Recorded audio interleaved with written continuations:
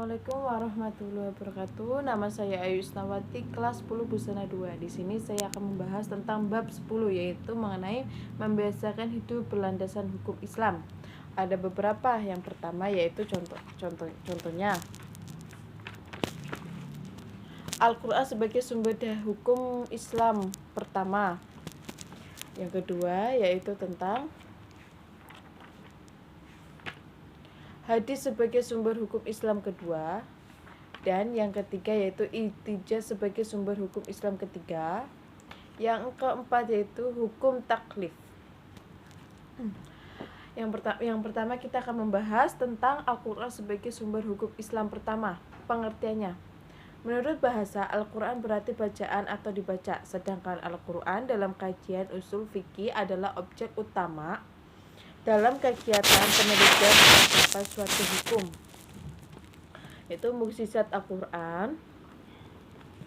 Ya, valisitas Al-Quran sebagai sumber hukum Islam, kandungan isi Al-Quran sebagai hukum,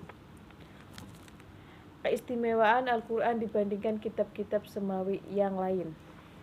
Yang B yaitu hadis sebagai sumber hukum Islam. Pengertiannya, menurut para pakar ilmu, hadis mempunyai beberapa sinonim, yaitu sunnah, khabar, dan asar.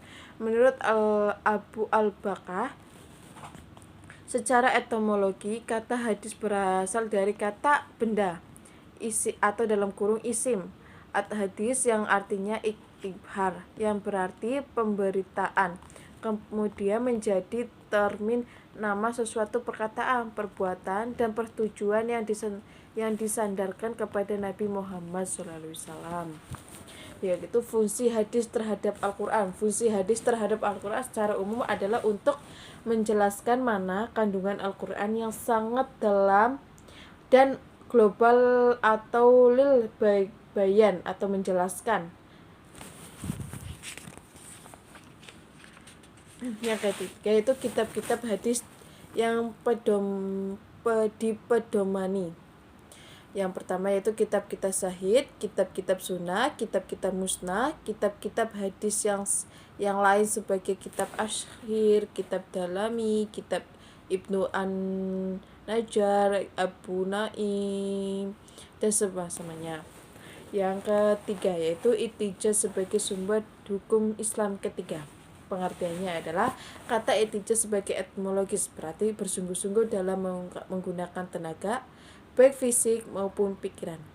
Kata ihtijaj seperti yang dikemukakan oleh Imam Al-Ghazali biasanya tidak digunakan kecuali pada hal yang mengandung kesulitan.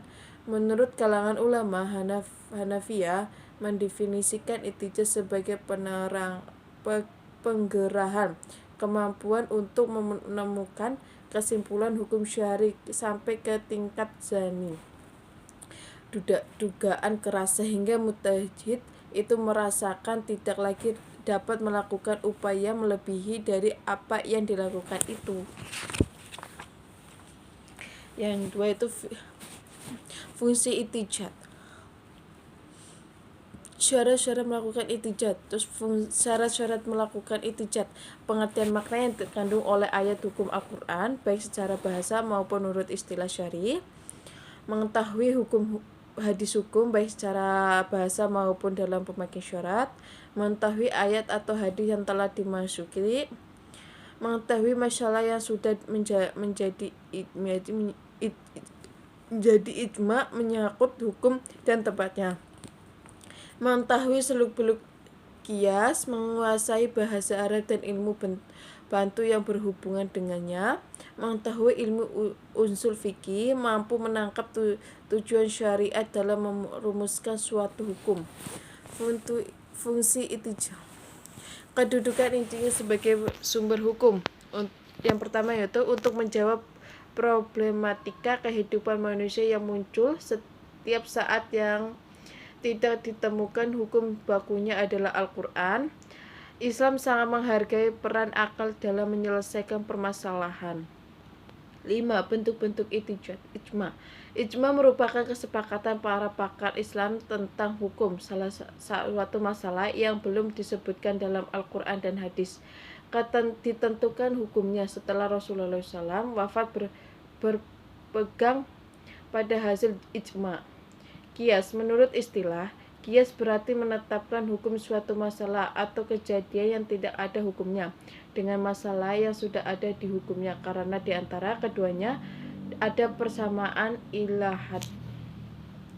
Hukum tajlid. Pengertian hukum tajlid adalah hukum taklif, disebut juga hukum syari, yaitu ketentuan Allah SWT yang harus dilaksanakan oleh setiap orang mukallaf, ilmu muslim balik dan berakal sehat, dengan konvensi saksi yang telah ditetapkan. Pembagian hukum taklif. Hukum taklif dibagi menjadi 5, yaitu wajib, sunnah, haram, makruh, mubah. Kedudukan hukum taklif. Hukum taklif berdudukan sebagai berikut.